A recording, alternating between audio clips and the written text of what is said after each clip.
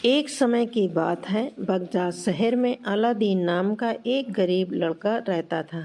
उसका जन्म बहुत ही साधारण घर में हुआ था और उसके पिता की मृत्यु के बाद उसकी माँ ने बहुत मेहनत से उसकी परवरिश की थी। अलादीन अपनी माँ का इकलौता सहारा था और वह अपनी माँ के लिए हर संभव मेहनत करके उनके लिए रोटी का इंतजाम करता था। एक दिन अलादीन बाजार में फल बेच रहा था। तभी एक फकीर उसके पास आया और उससे कहा, अलादीन, मैं तुम्हें एक धन दौलत से भरी जगह ले जा सकता हूँ, लेकिन तुम्हें मेरे साथ एक गुफा तक आना होगा। अलादीन को लालच आया और वह फकीर के साथ उस गुफा तक गया।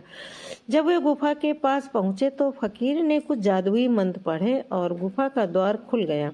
फकीर ने अलादीन से कहा, इस गुफा में एक जादुई चिराग है, तुम उसे लाओ और मेरे पास ले आओ, बाकी सब सोना तुम्हारा होगा। अलादीन ने फकीर की बात मानी और गुफा में प्रवेश किया। गुफा के अंदर अलादीन ने देखा कि चारों तरफ सोने की चमक बिखरी पड़ी। वह उन सब को नजरअंदाज करते हुए आगे बढ़ा और आखिर में वह जादुई चिराग मिल गया जो बेहद साधारण दिखने वाला था। अलादीन ने चिराग उठाया और वापस जाने लगा। रास्ते में उसके हाथ की उंगली चिराग से रगड़ खाई और अचानक से चिराग से धुआं निकला और एक जिन्न प्रकट हुआ। जिन्न ने कहा, मैं चिराग का जिन्न हूँ, तुम्हारी 3 इच्छाएं पूरी कर सकता हूँ। अलादीन ने जिन्न को सामने देखकर अचरज से चिराग की ओर देखा। उसने सोचा कि वह स्वप्न देख रहा या वास्तव में यह सब कुछ हो रहा है। जिन्न के शब्दों पर चिराग करते हुए अलादीन ने कहा, मैं चाहता हूँ कि तुम मुझे इस गुफा से बाहर निकालो, सकुशल मेरे घर तक पहुँचाओ। जैसे ही अलादीन ने अपनी पहली इच्छा जाहिर की, जिन्न ने उसकी इच्छा पूरी कर दी और अलादीन को उसके घर के दरवाजे पर पहुँचा दिया।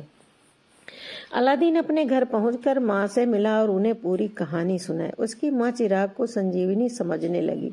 अगले दिन अलादीन ने चिराग को पालिश किया और जिन्न पुनः प्रकट हुआ।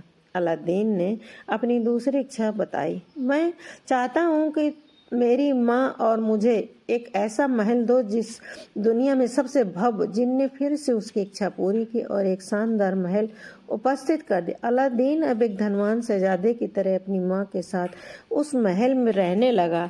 उसकी शान शौकत की खबर पूरे शहर में फैल गई और राजवंश भी उसकी ओर ध्यान देने लगा। इस बीच अलादीन ने सुल्तान की बेटी जस्मीन को दिल दे बैठा। उसने जिन्न से अपनी तीसरी और आखिरी इच्छा के रूप में जस्मीन से विवाह की इच्छा प्रकट की।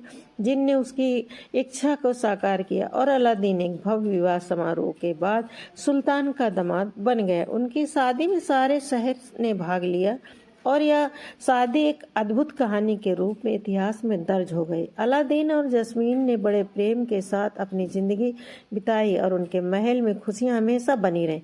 लेकिन कहानी यहाँ खत्म नहीं होती, क्योंकि फकीर की बुरी नीयत अभी भी अलादीन के चिराग के पीछे थी। वह जीवन भर उस चिराग को पाने की कोशिश में लगा रहा। क्या अलादीन और उसकी खुशियां सुरक्षित रहेंगी? क्या फकीर उस जादुई चिराग का मालिक बन पाएगा या अलादीन की अच्छाई की जीत होगी? अलादीन की अनोखी दास्तां आज भी बगदाद की गलियों में कही जाती है, क्योंकि यह सिखाती है कि जीवन में साहस और अच्छाई के साथ हर मुश्किल को पार किया जा सकता है।